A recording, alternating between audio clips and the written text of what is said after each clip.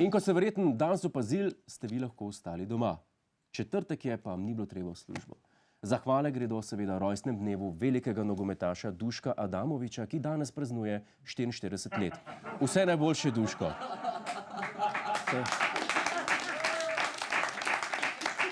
Kaj pravite? Da nismo zaradi tega doma? A nismo zaradi tega danes prej? A ja, pardon, danes je upor proti okupatorju. Kdo mi te scenarije piše? To je namreč dan, ko se ena skupina dedkov in babic spomne, kako so pregnali Švabe iz Slovenije. Drugi skupini dedkov in babic pa se toži počasih po Nemcih. Zdaj, tako kot se za Republiko Slovenijo spodob, je tudi okrog tega pričakovanja in dolgi nosovi. Oziroma pričkanje, se opravičujem. Sem si dal nos popraviti, pa mi zobe ne delajo.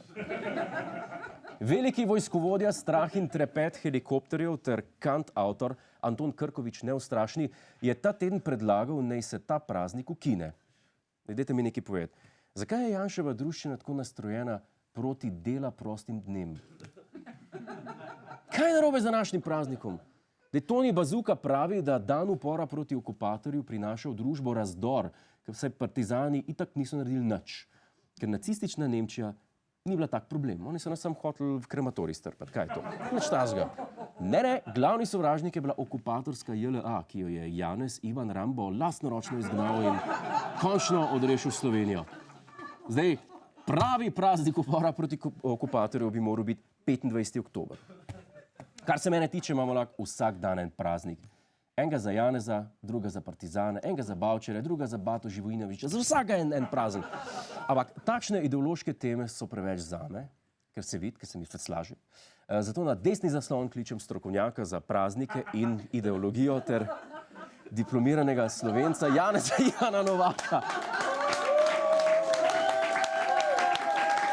Pozdravljeni! Pozdravljeni, gospod Novak! Hvaljen Jezus! Gospod Novak, kaj je tako slabega v dela prostih dneh? Marsikaj, gospod Godler. Le stežka si predstavljate škodo, ki jo povzročamo našemu slovenskemu gospodarstvu, s tem kolenarimo in častimo rdečo zvezdo in druge komunaldarske simbole. Veste, banda rdeča se rada kiti z geslom delu, čast in oblast, a saj vemo, kako je bilo v socializmu.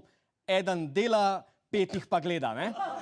To že razumem, da vas mogoče moti, no, ampak kaj narobe s tem, če smo malo več doma? Saj smo, da dan Marijinega vnebovzetja tudi doma. Pa ne slišimo ateistov pa satanistov, da bi protestirali. Ja, res je. Lep primer ste dali. Brezbožni in bogokletni ljudje res nimajo moralne in etične pokončnosti, kakršno imamo zavedni in domoljubni Slovenci. Da bi seveda opozarjali na takšne stvari. Veste, jaz protestno na vse neprave praznike vseeno delam.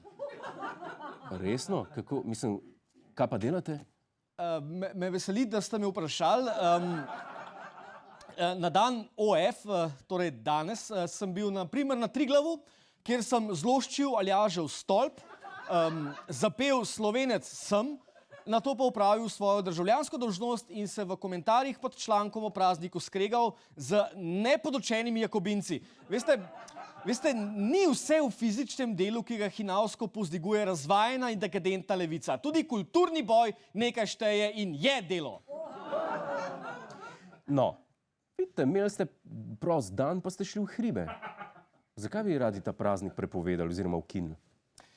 Gre za to, da se upremo temu, da nam postreščki udbomafije ukazujejo, kaj moramo poslušati na koncertih, kakšne novice nam smejo sporočati in katere junake moramo častiti. Da ne omenjam abotne proslave, kateri smo bili priča včeraj. Lajbahi, za Boga milega! Skratka, kje piše, da se lahko proti okupatorju boriš samo s puškami? Kje? Ja, moj star ata Ivan Novak je res hranil Nemce, ko so prišli do Novakove domačije, takrat znane tudi kot Pezdetov skedenj. Ampak naš stari ata jih ni hranil zato, ker je bil njihov prijatelj, ampak zato, da bi jih poredil in pridelal sladkorno bolezen in jih je tako hitreje spravil v dekadentno okupacijsko silo, ki bo odhajala nazdravljena v naše toplice in s tem bi seveda poskrbeli za razcvet okupacijskega turizma.